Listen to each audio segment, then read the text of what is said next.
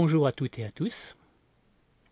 Le cours d'aujourd'hui va porter sur la conversion analogique numérique et plus précisément sur un circuit de conversion, un convertisseur analogique numérique à double rampe.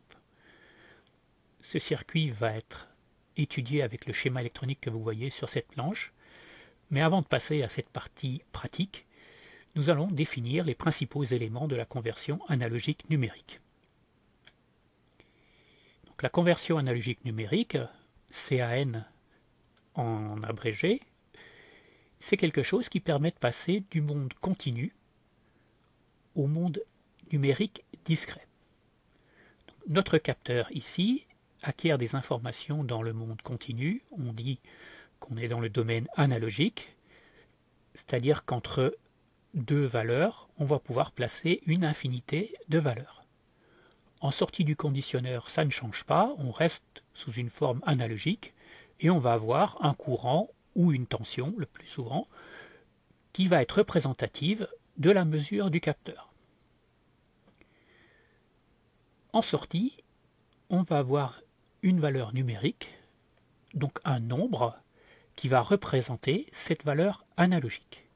Alors cette valeur numérique, elle est discrète, c'est-à-dire qu'entre deux valeurs données, on ne va pouvoir placer qu'un certain nombre fini de valeurs. Donc le convertisseur analogique numérique, le CAN, qui permet de passer d'une valeur analogique continue à une valeur numérique discrète, est défini par un certain nombre de paramètres. Nous retenons deux paramètres très importants que sont la résolution et la fréquence d'échantillonnage.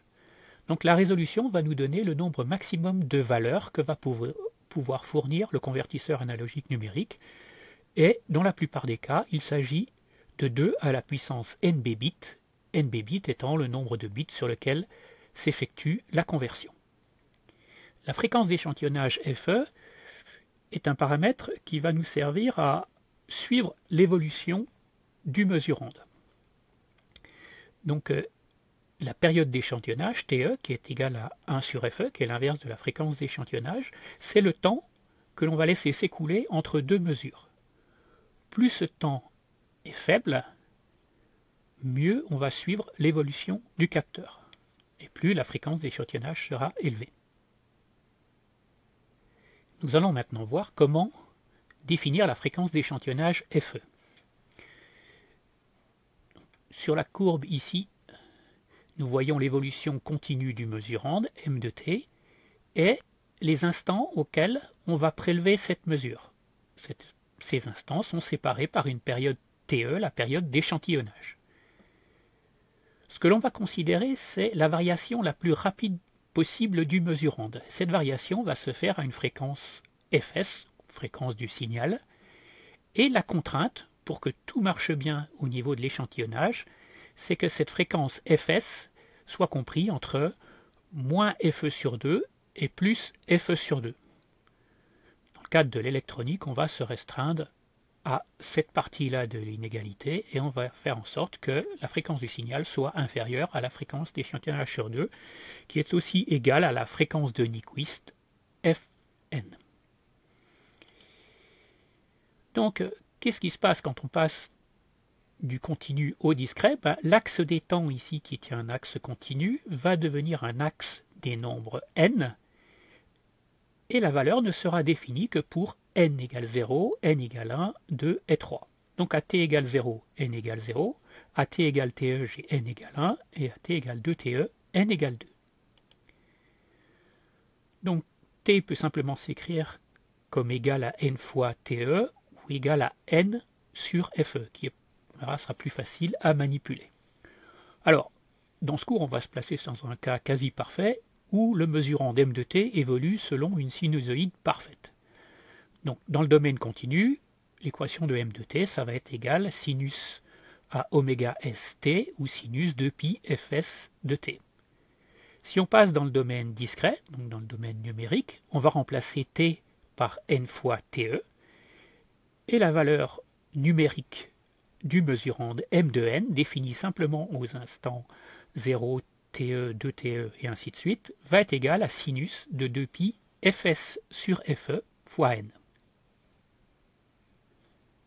maintenant, que se passe-t-il si une perturbation ou un bruit variant plus rapidement que le mesurand vient se superposer à la mesure du capteur. Donc, on a un mesurand, sa fréquence d'échantillonnage FE est définie correctement, avec Fs inférieur à Fe sur 2, et la fréquence de la perturbation, elle, est supérieure à Fe sur 2. Que va-t-il se passer? Pour le montrer, on va continuer nos exemples simples en considérant que le mesurand et la perturbation sont des sinusoïdes parfaites. Donc on va prendre un exemple numérique. Le mesurand peut être à 100 Hz, sa variation maximale. La fréquence d'échantillonnage est de 400 Hz. Donc 200 Hz est bien supérieur à 100 Hz, donc tout se passe bien. Et le parasite est pris, comme fait exprès, on le verra plus tard, à 500 Hz. Donc normalement on pourrait se dire il est en dehors de la bande dans laquelle s'effectue la conversion et ça pourrait ne pas poser problème. Donc le mesurand en fait réel, ça va être A, amplitude A fois sinus de pi Fs sur t, donc ça c'est la valeur pure que donne le capteur, plus la perturbation d'amplitude B sinus de pi Fpt. Donc je somme ces deux équations, et ces deux valeurs, et je les passe dans le domaine numérique avec m de n. Donc je remplace simplement t par n sur Fe, et donc j'obtiens cette équation ici. Et ce que je m'aperçois, l'exemple n'est pas anodin, c'est que Fp est égal à Fe plus Fs. Donc je vais substituer la valeur de Fp ici par Fe plus Fs. Alors le terme ici de la mesure ne change pas, mais le terme du bruit en fait va se simplifier, car ici je vais avoir 2π Fe sur Fe qui se simplifie fois n, et n est entier, et donc j'ajoute simplement 2π ici à la variation sinusoïdale du bruit. Donc je retrouve ici simplement ce terme-là, et à la fin, ce que je mesure en fait, c'est l'amplitude de mon signal correct, plus l'amplitude du bruit, fois la variation du signal et du bruit. Et donc on voit en fait qu'il y a un problème. Ce parasite ou cette perturbation qui était au-dessus de la fréquence d'échantillonnage vient se mettre au même niveau que la fréquence de mon signal, que la variation de mon signal. En fait, elle va se superposer et altérer la variation du signal mesuré par le capteur, ou de la mesure du capteur. Donc je retrouve ici l'équation A plus B sinus de pi Fs sur Fe fois n, qui est l'effet résultant en fait de la mesure parfaite de mon capteur et de la perturbation. Et ce que j'observe en fait, c'est qu'il y a un repliement, c'est le terme technique employé, de la fréquence Fp de ma perturbation, de mon parasite, sur la fréquence Fs. Donc les perturbations de fréquence Fp supérieure à la fréquence d'échantillonnage sur 2 ne disparaissent pas, elles se replient dans la zone dans laquelle on travaille. Et cela peut être mis sous cette forme. En fait, n'importe quelle fréquence Fs plus k fois Fe, k étant entier, va venir se replier sur la fréquence Fs. Donc la solution à ce problème, en fait, c'est d'atténuer toutes les fréquences qui sont au-dessus de Fe sur 2. Alors ce que l'on utilisera ici dans le cadre de ce TD, c'est un filtre passe-bas anti-repliement, anti-aliasing en anglais, qui va laisser passer les fréquences entre 0 et Fe sur 2, et qui va couper, ou au minimum atténuer fortement, les fréquences qui sont au-dessus de Fe sur 2. Dans notre TD, nous allons implémenter le filtre passe-bas anti-repliement à l'aide d'un montage assez simple. Donc c'est un filtre actif, on voit qu'il y a un amplificateur opérationnel dans le filtre, et il utilise une cellule du second ordre, baptisée cellule de Salenki. Donc on ne va pas calculer Vout en fonction de Vin dans le cadre du TD, bon c'est faisable, en appliquant Millman, ça se fait très bien, mais ça prend beaucoup de temps. Donc on se réfugie sur Internet et on récupère la fréquence de coupure FC qui va être égale à 1 divisé par 2π racine de R1, R2, C1, C2. On voit qu'on peut facilement intervertir les rôles de R1, R2 et de C1, C2 dans cette équation. Donc maintenant la question qui se pose, c'est comment placer la fréquence FC, la fréquence de coupure, par rapport à la fréquence d'échantillonnage. Donc la fréquence de coupure, pour faire simple, c'est la fréquence en dessous de laquelle Vin ne va pas être altérée, et au-dessus de laquelle Vin va être atténuée ou coupée. Donc, sans autre information, ce que l'on va faire, c'est placer la fréquence de coupure exactement à FE sur 2, la fréquence d'échantillonnage, divisée par 2. Le problème du repliement étant réglé, il reste un deuxième problème à résoudre, c'est que le mesurant doit rester constant pendant toute la durée de la conversion. En effet, le circuit électronique ne va pas faire la conversion de manière instantanée, il va prendre un certain temps, et il faut s'assurer que le mesurant ne change pas pendant ce temps de conversion. Pour cela, on va mettre un circuit qui s'appelle l'échantillonneur bloqueur, et qui va avoir deux modes, alterner deux modes, un mode échantillonnage et un mode blocage. Donc, sur cette courbe ici, on voit m de t, qui est l'évolution continue du mesurand. À t égale 0 ici, on va bloquer la valeur de m de t pendant le temps nécessaire à faire la conversion. Ensuite, on va débloquer, donc on appelle ça échantillonner, et on va revenir suivre le signal du mesurant jusqu'au début de la prochaine conversion. Et l'on va de nouveau bloquer, de nouveau suivre et de nouveau bloquer. Donc le signal de contrôle de l'échantillonneur bloqueur, c'est un signal à deux états qui va être niveau blocage, donc on a pris ici le niveau bas pendant la durée de conversion, et qui va être en mode échantillonnage pour que l'entrée puisse suivre, s'adapter à l'évolution du mesurand.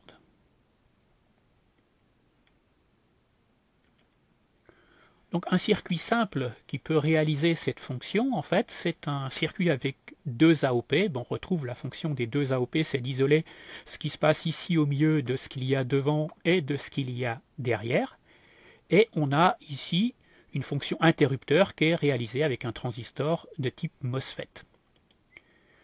Le signal de contrôle ici, qui permet l'allumage et l'extinction du transistor, en fait, c'est le signal d'échantillonneur bloqueur que l'on a vu précédemment, avec des parties à 0 où je bloque et des parties à 1 où j'échantillonne.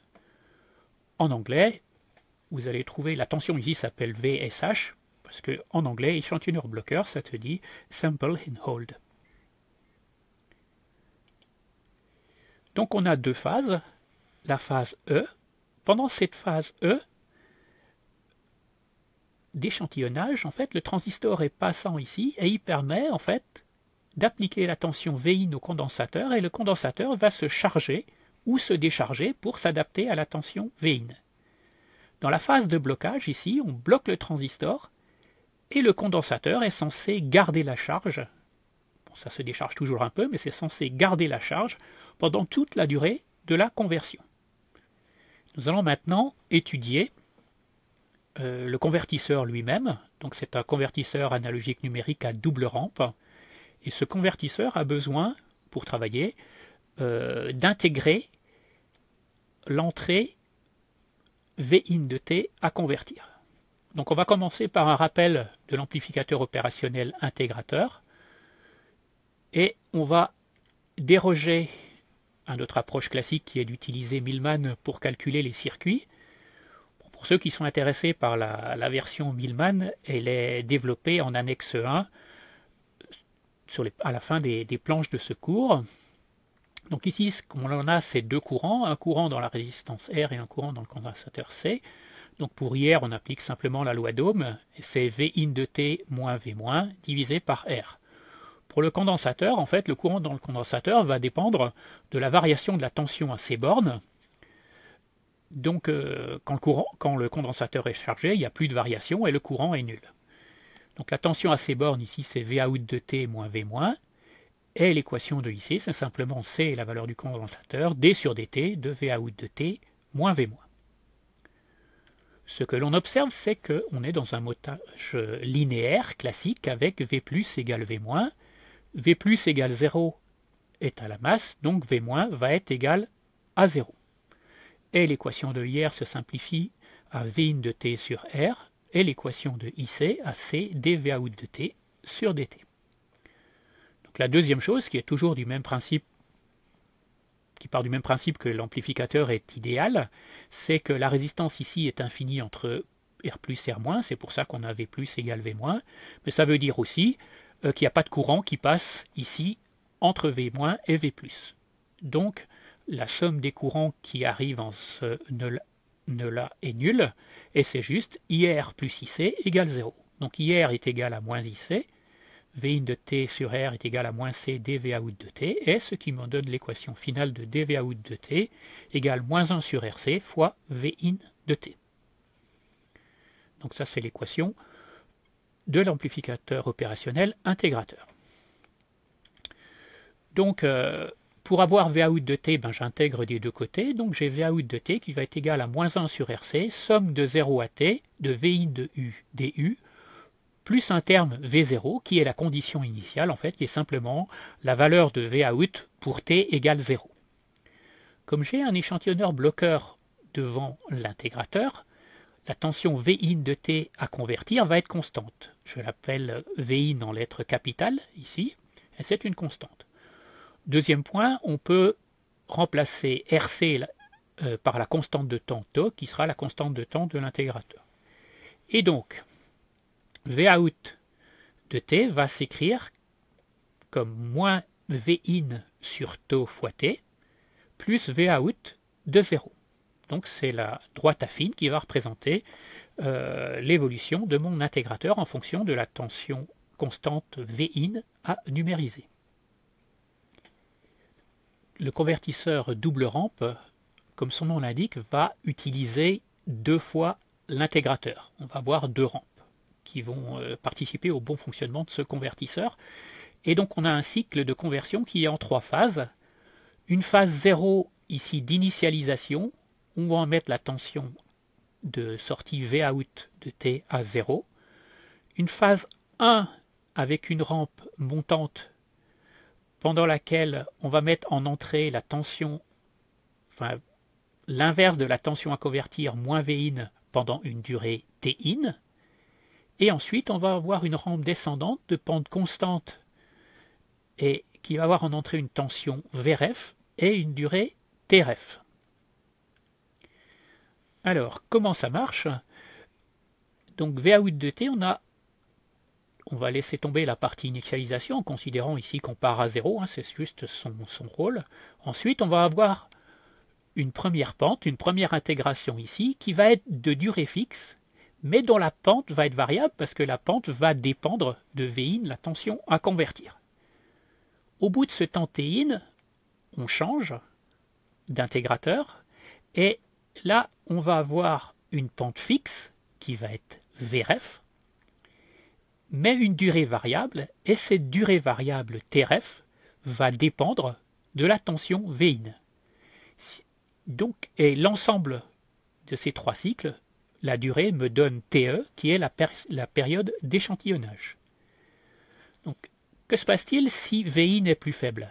Quand V in est plus faible, le temps T in ne changeant pas, la tension ici va monter moins haut. Comme la descente ici se fait à pente constante, parce qu'on applique une tension Vref en entrée, le temps Tref va diminuer. Donc si V in diminue, Tref va diminuer. A l'inverse, si j'augmente V in, je vais monter plus haut, je vais mettre beaucoup plus de temps ici pour revenir à 0, et donc Tref va augmenter. Donc en finale, pour mesurer V in, il suffit de mesurer Tref.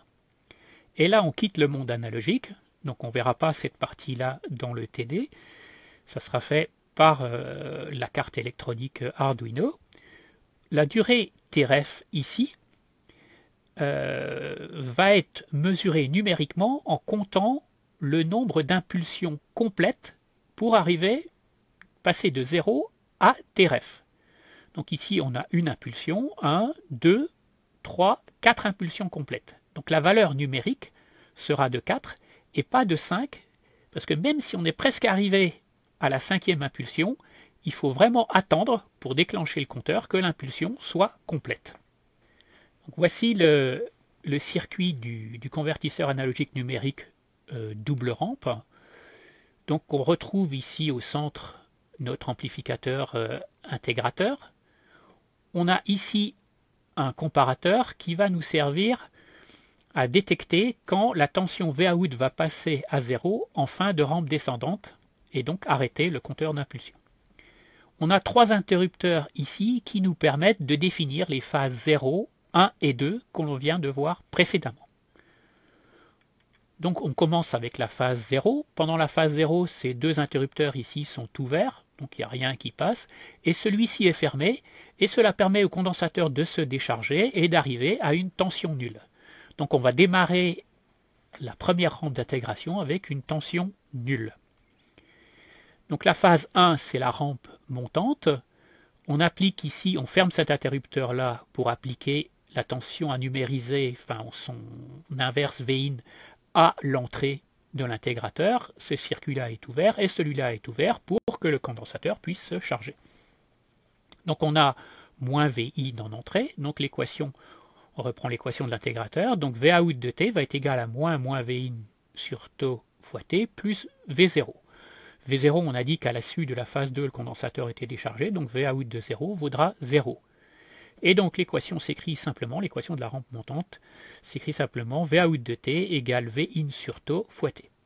Elle se termine quand j'ai atteint le temps Tin qui est fixé. On verra tout à l'heure comment le déterminer, comment le fixer. Donc Vout de Tin, qui est la tension à la fin de la rampe montante, va être simplement Vin Tin sur tau. Donc maintenant, on va attaquer la rampe descendante. Donc là, on va ouvrir cet interrupteur et on va fermer celui-là pour appliquer Vref et on laisse celui-là ouvert pour que le condensateur reste chargé. Donc on a Vref en entrée, on fait un petit changement de repère, juste pour simplifier l'équation, on met T égale 0 au début de la phase descendante, et donc Vout de 0, en fait c'est la tension V0, c'est la tension que j'avais à la fin de la rampe précédente, donc Vin Tin sur tau. Donc l'équation de l'intégrateur pour cette rampe descendante, c'est simplement moins Vref sur tau fois T plus Vin Tin sur tau. Il faut maintenant détecter l'arrêt de cette rampe descendante, donc c'est là qu'intervient l'AOP2 comparateur. C'est pendant la durée de la rampe descendante, on va voir la tension V+, donc Vout va être positif, la tension V+, qui va être supérieure à la tension V-, V- vaut 0, et donc la sortie V stop va être égale à plus V saturation que l'on va approximer à plus VCC. Au moment où je passe par 0, la tension V- va être supérieure à la tension V+, au passage à 0, et donc la tension V stop va passer à moins V saturation, donc moins VCC, et ce signal de passage de plus VCC à moins VCC va servir à arrêter le compteur qui mesure le temps Tref, donc le temps de la rampe descendante. Donc on mesure Tref avec un compteur d'impulsion. Chaque impulsion va durer une durée fixe qui est TCNT secondes. Et donc pour connaître la valeur de Tref, je vais considérer que Vout de Tref, c'est quand Vout arrive à 0. Et donc après simplification, je trouve que Tref va être égal à Vin fois Tin divisé par Vref. Et la valeur numérique M correspondant à la tension analogique Vin va être simplement M égale à ce temps Tref divisé par TCNT qui est la durée d'une impulsion de comptage. Attention, il faut prendre la partie entière car seules les impulsions complètes vont compter. Le compteur ne va s'incrémenter, c'est-à-dire s'augmenter d'une valeur de 1, que si une impulsion complète s'est passée. Donc bien attention à prendre la partie entière de Tref sur TCNT pour définir M. Ensuite, on a dit tout à l'heure que Tin, la durée de la rampe montante, était fixée. Elle va être simplement définie par la valeur maximale que peut prendre le convertisseur multipliée par la durée d'une impulsion. Donc la valeur maximale du convertisseur, c'est 2 puissance n bits. On peut prendre aussi comme valeur 2 puissance n bits moins 1, hein, ça marche aussi. Et ça nous donne en fait la durée du temps Tin. On a maintenant tous les éléments pour passer à la partie pratique. Donc sur ce schéma ici, on retrouve la mesure du capteur. Ici, vous pourrez changer la température entre moins 50 et 250 degrés C en faisant bouger ce potentiomètre. On ajoute ici le bruit de perturbation. Donc ce bruit de perturbation, vous allez le voir apparaître au bout de quelques secondes quand vous lancez la simulation sous forme d'une sinusoïde. Ici, le filtre anti-repliement n'est pas bien paramétré, ce sera à vous de le paramétrer, donc mettre les bonnes valeurs pour les deux résistances et les deux condensateurs. Quand vous l'aurez fait, vous verrez ici que la perturbation va disparaître et on aura un signal constant. Ici, on a l'échantillonneur bloqueur.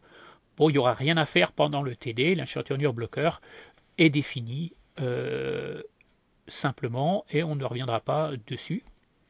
Après, ici, on retrouve notre circuit amplificateur intégrateur avec sa résistance et son condensateur et le comparateur qui va permettre d'arrêter le comptage d'impulsion. Ces deux petits multiplexeurs analogiques ici servent d'interrupteurs pour faire réaliser en fait les trois phases de conversion. Alors la partie numérique est complètement cachée dans cette carte microcontrôleur Arduino.